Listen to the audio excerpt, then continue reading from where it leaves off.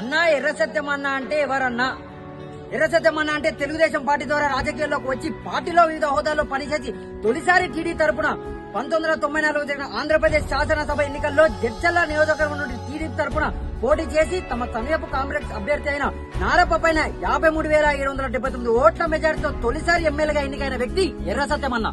ఎర్ర సత్యం అన్న మనం పాలమూరు ముద్దు బిడ్డ.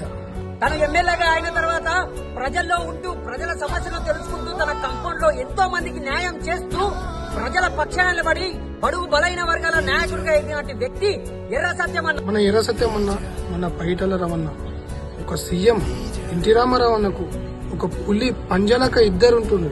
నేను పుట్టినప్పుడు నిన్ను చూడలేకపోయానన్నా, కానీ నీ మంచితనం ఇంకా పాలమూరు గుండెల్లోనే పదిలంగానే ఉందన్నా. జోహార్ ఎర్ర సత్యం అన్న.